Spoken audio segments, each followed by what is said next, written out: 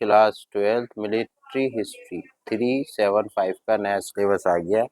जो बच्चे public exam अब देना जा रहे हैं उनके लिए बड़ी खुशखबरी ये है कि 22 लेसन्स में से सिर्फ 14 लेसन्स की तैयारी करनी है।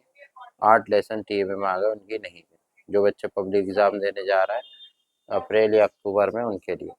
तो इस सिलेबस में से 60% चैप्टर्स हैं जिनकी तैयारी करनी है। कौन कौन से लेसन्स हैं जिनकी आपको तैयारी करनी है? वो है लेसन नंबर 2, 4, 5, 6, 11, 12, 13, 14, 15, 17, 19, 20, 21, 22। इन लेसन्स की तैयारी करनी है, बाकी इन लेसन की तैयारी नहीं करनी, क्योंकि ये लेसन पब्लिक एग्ज़ाम में आ नहीं रहा है।